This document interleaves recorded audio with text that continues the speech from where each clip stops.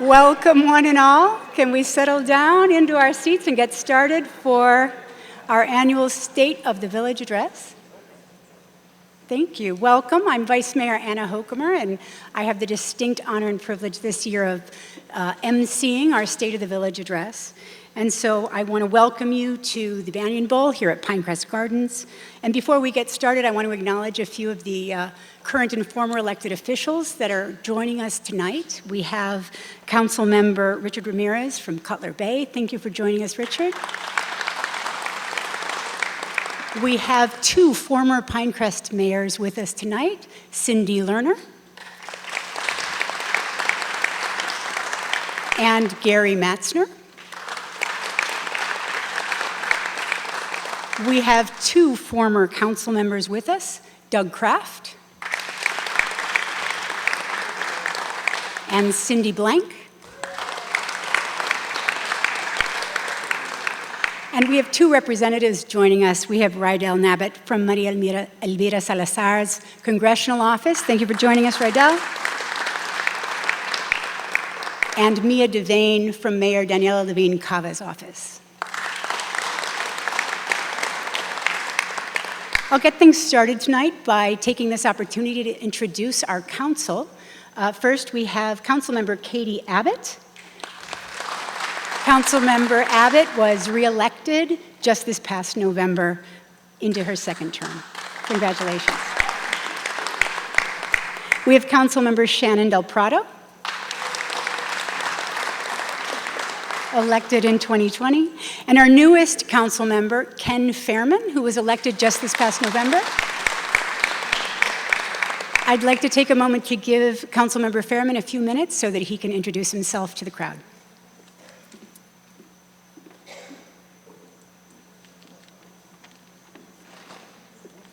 Good evening, everyone. Thank you, Mayor and Vice Mayor, for affording me this opportunity to quickly introduce myself. My name is Ken Fairman. I'm the freshman member of the Village Council. I moved to Pinecrest with my wife, Kim, back in 1992, just in time to catch Hurricane Andrew. About 10 years ago, I served on the Pinecrest US 1 Vision Committee. More recently, I served on the Pinecrest Zoning Board. I also volunteer with some wonderful local organizations, the Howard Palmetto Baseball Softball League, which some of you hopefully know about because we've been around since 1962, giving our local kids a chance to play baseball. Also a group called Tremendous Miami, dedicated to tree planting and native habitat restoration. And the Miracle League of Miami-Dade, which started right here in Pinecrest, which gives a place for kids and adults with special needs to get together and play baseball. I am very honored to be your representative. Please feel free to reach out to me and contact me with your ideas and concerns. You can find my email address on the village website. Having the chance to meet and talk with you will make me a better representative and help us keep this village a community. Thanks again.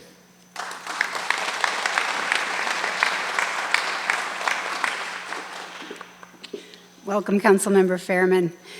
Right now, I'd like to ask you all to please stand as the Police Honor Guard presents the colors, and then remain standing for the Pledge of Allegiance.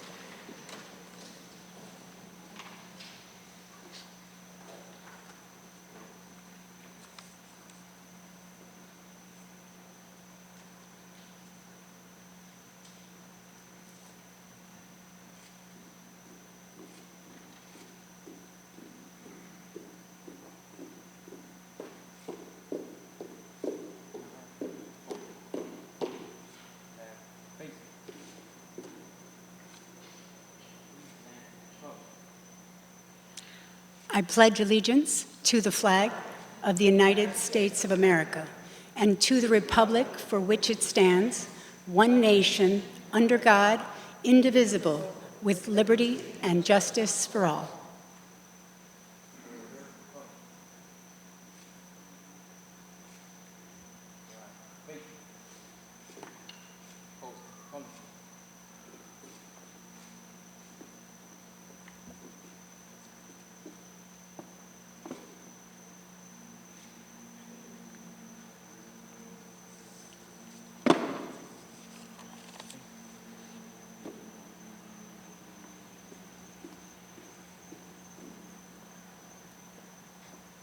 Thank you. Have a seat, please.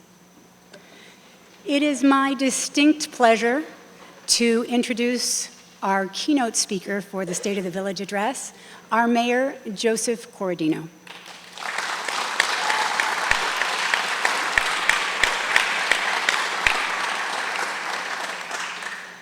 Mayor Corradino was elected Pinecrest's 4th mayor in 2016 and was re-elected without opposition in 2020. He served on the Village Council from 2006 to 2014 and previously was a member of the village's Planning and Zoning Board for 4 years. He earned a BA from Villanova University and a master's in urban planning from the University of Cincinnati. Mayor Corradino is a certified urban planner. He's the past chairman of the board of several local organizations, including the American Planning Association, the Doral Business Council, Chamber South, and the Economic Development Council of South Dade. Mayor Corradino is the longest-serving elected official in the village of Pinecrest's history. He's also a fabulous guy. So without further ado, Mayor Corradino.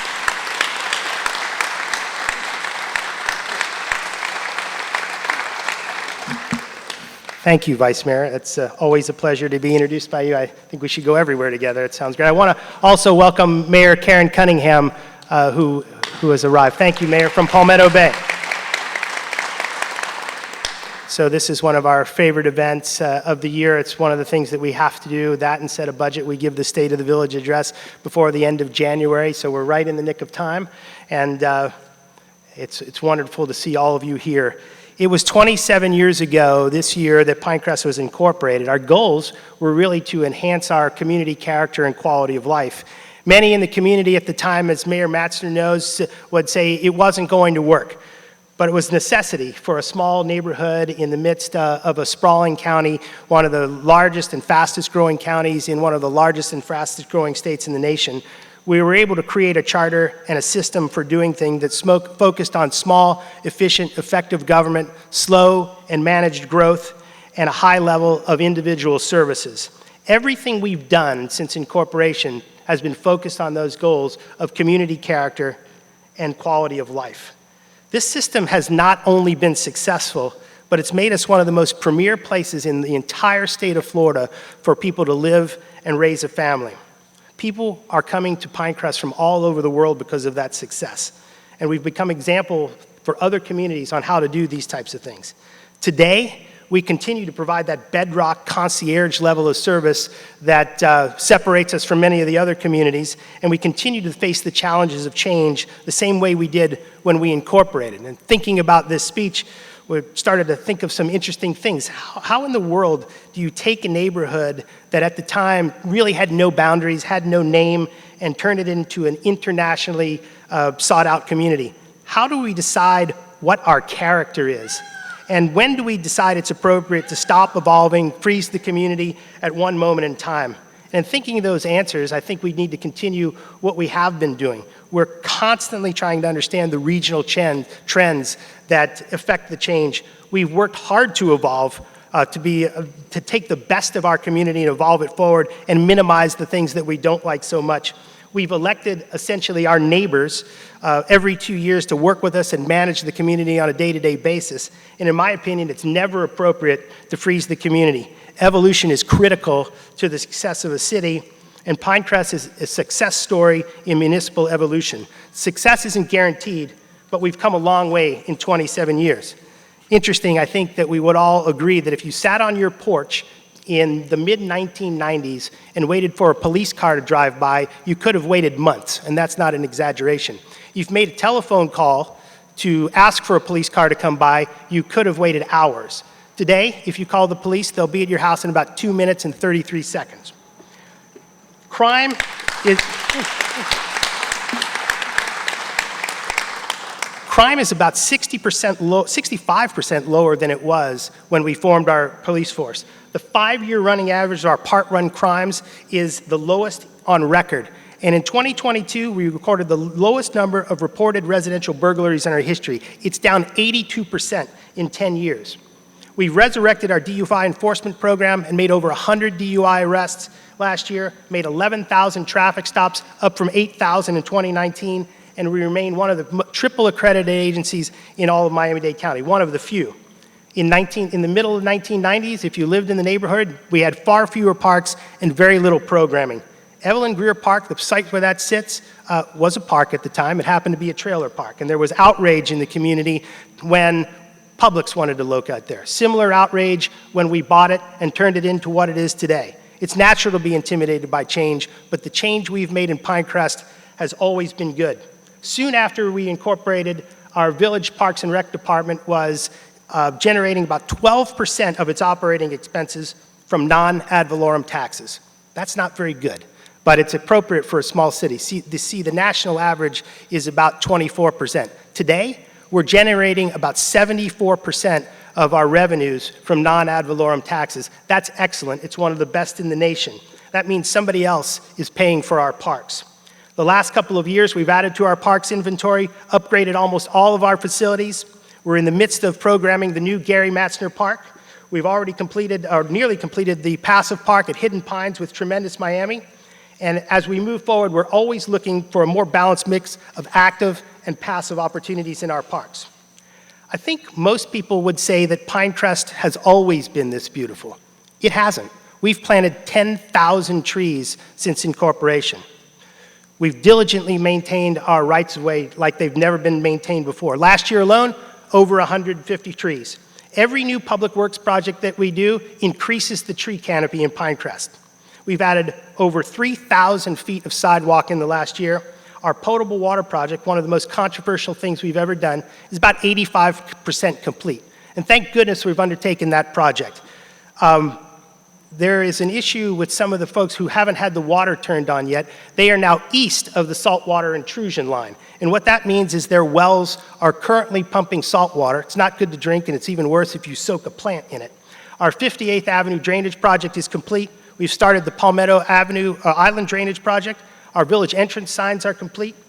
The 136th Street special use path that we helped fund with Palmetto Bay, thank you, Mary Cunningham, they took the brunt of the construction of that, is completed, and it looks great. And now our 88th Street special use path is coming. It's in design now, and we'll take the brunt for that coming up shortly. We're still working with FP&L to complete the nearly $20 million worth of electricity underground. I can remember in 2004 going after the hurricanes that hit us that year, and Mayor Matzner was in one of the parks, and the neighbors had all come to complain about the third world infrastructure that we had. And now, close to 20 years later, we're finally getting that fixed. And as many of us can remember, in any generation that moved here, whether it was 1992 or 2004 or 2017, you're a young family with children, the electricity goes out in your house, you have no water, you've got one flush of the toilet, and you're without water until the electricity comes back on. Welcome to your new $1 million home, but it's got 1920s infrastructure. It's so much better now than it was back then. It's amazing. For all these projects, we've won about $1.3 million worth of grants, and we anticipate another $15 million worth of grants coming to implement our stormwater master plan. Behind the scenes, we have several departments, like our HR department, that does a lot of work. We've onboarded 54 people in the last year, focused on giving a full work-life balance to our employees. Finance manages about $63 million in revenue, and we maintain over $11 million in reserves. That's one of the highest ratios in the entire nation, and it's impressive. We maintain a AAA bond rating, recently received another award for financial reporting. Our procurement department's making sure we spend our bond money in the right way so we don't lose it. And our communications department produces hundreds of multimedia pieces that keep all of us informed about all things. Our information technology folks keep the department moving. We've got a new internet site and a Pinecrest residential dashboard, and our legal department's a force to be reckoned with. Thank you. Exactly.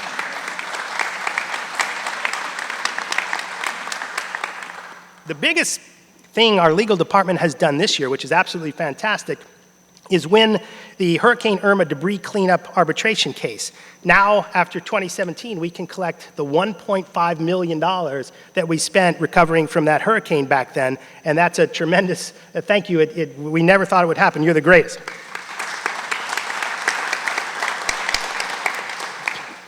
probably only the Tolans remember that we bought this place in 20 years ago. It's the 20th anniversary since we purchased the Parrot Jungle property. At that time, as you'll remember, this place was a mess. It was leaking, it was mold infested, it was falling down. The petting zoo animals would take shelter from hurricanes in the bathrooms beneath this building. And we probably should have required tetanus shots as the admission price for the playground. I think they called that rickety thing, that 1970s playground set, the Widowmaker at a certain point. But under the leadership of our council, Gary and Evelyn, we intervened and saved the place from the developer's bulldozer. Last year, we served over 180,000 visitors in this place. And we've never stopped. Every single day, we are focused on always working to fit there it is, the peacock. I'm not ready. I'm getting to the peacocks. Always working to fit this place seamlessly into the estate density residential neighborhood that it sits in. In the early days, we put together, and our manager was here back then, put together the first Pinecrest Gardens master plan. Last year, we finished the last project on that plan, and that is our Upper Gardens projects. If you've not seen it, I think you should walk up there and look at it. It's a tremendous success. It's got an inclusive playground, a world-class petting zoo, an inspiration center, and the best thing of all, the animals no longer have to sleep in the bathrooms of this building like common animals. They have their own Hurricane 5 category shelters. So over this 20-year span, we've witnessed this campus evolve from a kind of a slumping private tourist attraction of questionable botanic value into a display garden and a cultural arts park of the first order, similar to how the founders of this place envisioned it 90 years ago, except with a contemporary twist. It now fits our contemporary society. It's another perfect example of how instituting change as a way to enhance our community character and quality of life is critical. Our building and planning and code enforcement departments are absolutely off the wall busy. We wouldn't have thought of this going into and out of COVID. Building has done 26,000 plan reviews, 20,000 inspections, and the most impressive thing of all is that the construction value on all this is about $200 million. To put that in perspective, the construction value of the buildings that were happening last year in 2021 was $100 million. It's over $100 million, or 100% more than it was. We're very popular. The way we are running this city is attracting people from all over the world. They're paying dearly to get here, and our property values are literally off the charts. We've completed 4,000 code compliance inspections. We're vigorously tracking vacation rentals to keep our neighborhoods quiet, and we've processed 1,200 business tax receipts. Of course, our planning department is in charge of maintaining our comprehensive plan and our zoning code, which are the essence of our community's character and quality of life. Everything you see in our built environment is built to the zoning code. So if you wanted to be involved in the zoning code processes in the mid-1990s, what you would do is you would try to find one of your county commissioners. There are, I think, 13 of them. There was, at the time, probably one for every 150,000 people. And our experience back in the day was you couldn't necessarily find them. If you wanted to participate in a meeting, you needed to go downtown. You'd trundle all the way downtown, sit through like a 17-hour meeting, and hopefully your item wouldn't get deferred till the next day and you'd have to come back. Today, you simply call one of your neighbors, who we elect every 2 years. That every council that I've ever seen, almost every single council member has behaved the same way. They typically meet with anybody at any time on any topic, listen to you until you feel that your voices are heard, and then we all work together and modify the agenda item so that it's acceptable to almost everybody in the community. After about 13 election cycles in Pinecrest, we've proven that this works very well. We make dozens of changes to our zoning code, and we do it every year, buffering single-family homes from commercial areas, regulating sober homes, changing definitions, adjusting the noise ordinance. All of these things that we've done have either saved us money, protected the character of our neighborhoods by preventing noxious uses, or were mandated by the state of Florida. Thank you.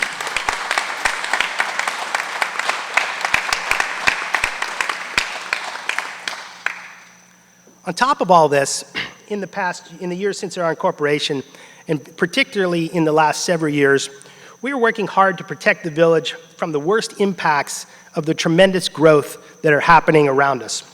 We've been fighting unchecked urban expansion. We've worked hard to protect the environment, the Everglades, Biscayne Bay, have the canals that run through the city cleaned and maintained, coordinated with our surrounding communities on issues of in South Dade, particularly wanting to focus more jobs in South Dade so that we can reverse the commutes for people, that these are the folks that come through from the south, clog the roads with traffic. We had a place to work in the south. That would be very helpful. We've even taken on the ubiquitous peacock, which is now late for its appearance. We've put rules in place to prevent the feeding of them, and we are enforcing the rules and actually thinning what they call the ostentations. And we're even experimenting, I'm gonna blame this one on Councilmember Del Prado, we're even experimenting with a neutering program for the peacocks. This is something similar that they do in communities that are plagued by feral cats. So that ought to be interesting. We'll see how that works out. I'm very excited about it.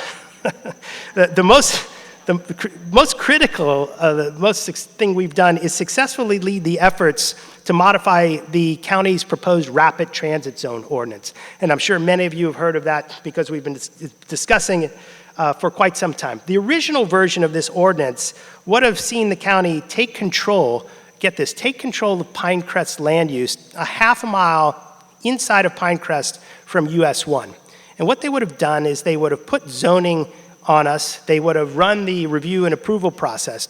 And the zoning they would have put on us, talk about the most simple thing, is the heights. They would have enabled heights of 16 to 25 stories around the transit station, a half mile into Pinecrest. Thanks to the leadership of the Village of Pinecrest, this ordinance was significantly modified before it was passed by the county. As a result, Pinecrest will remain in control of the zoning and of the reviews of all future developments. We made sure that all single-family homes were exempted from this ordinance. So that means that every single-family home in Pinecrest is now protected by law from the county coming in and doing anything crazy to it. Now, that wasn't in place before we got involved, but it's in place now. There are no, thank you.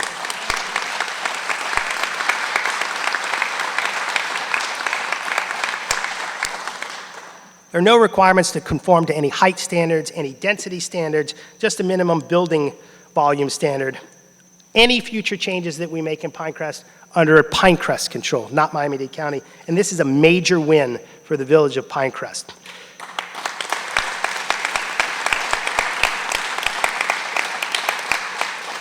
Like I was saying today, just like in 1996 when we were incorporated, we're faced with tremendous pressures from the outside.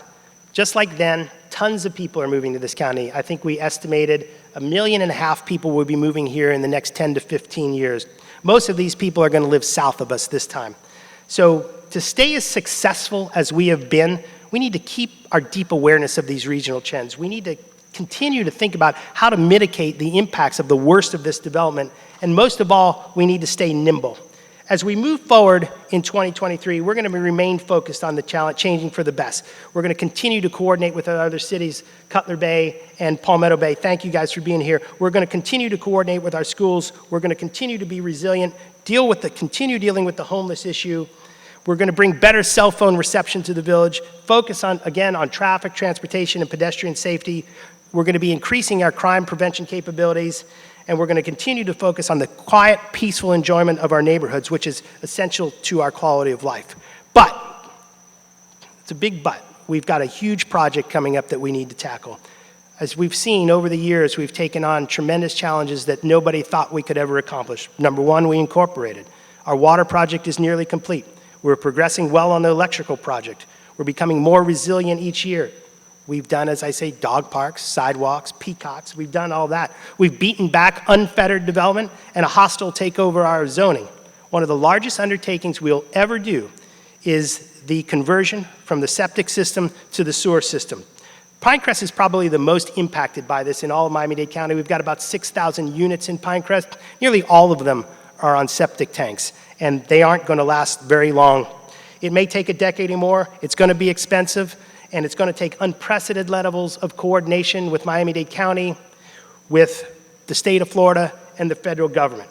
But we'll never get done if we don't start now, and that's what we're about to do.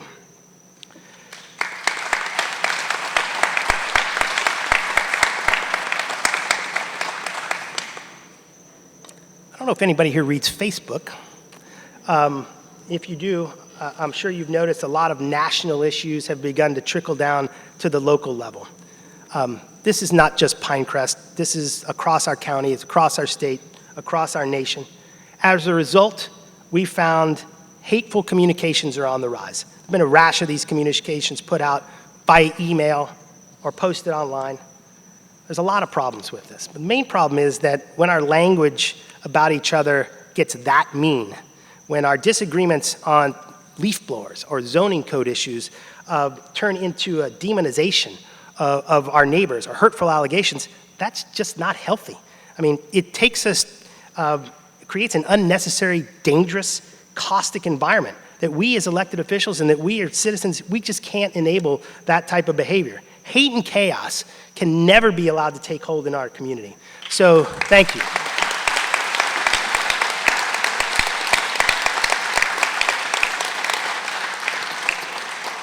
I just want to urge everybody to take a step back, be patient, be considerate of your neighbor's point of view, because we got to go forward. We're going to tackle a lot of big problems in the future. We're not enemies just because we see solutions to the problems differently. So before I conclude, I just want to thank a few people. I want to thank our staff for everything you guys do. The day-to-day success is because of our manager, our attorney, and our clerk, and all of our department heads. Thank you all very much. We wouldn't be Pinecrest without the selfless public servants that you are. Our council is individually and collectively first rate. Anna, Katie, Shannon, Ken, and Doug Kraft, who just left this year, thank you all.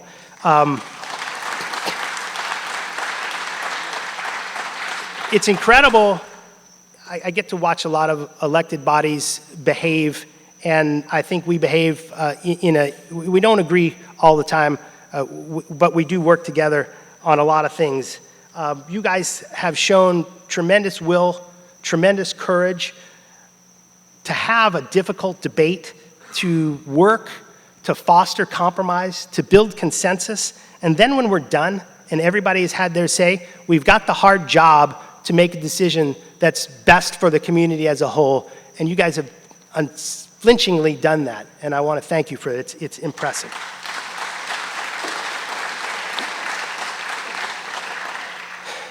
And as always, I need to thank Gary Matzner, Evelyn Greer, who's not here tonight, for having the wisdom, the vision, and the courage to spearhead our incorporation efforts, form our government, and lead us as our founders. As you can see, the system that they developed works extraordinarily well, and we're very proud to be here, and thank you for doing what you've done. I also want to thank Mary Cinder Lerner and all the council members that have served before us. Doug is here, Cindy Blank is here. Thank you all for doing what you've done. You have set the standard by which we all are measured, and we greatly appreciate that.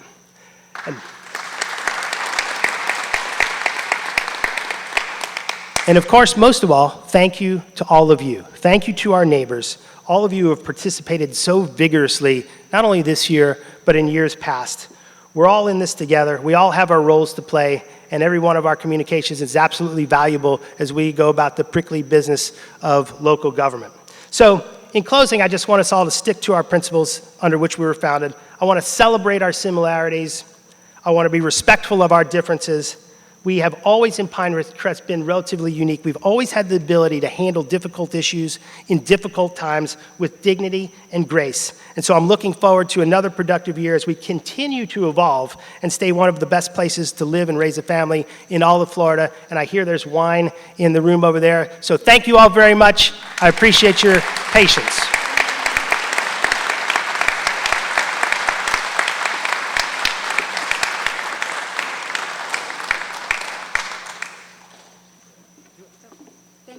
Corradino. Thank you, Mayor Corradino, for that barn burner of a speech. We appreciate it very much. He's right. There are refreshments available in Cypress Hall. You're all invited to stay and to share and to talk about the future of Pinecrest together. So please, I'll see you next door.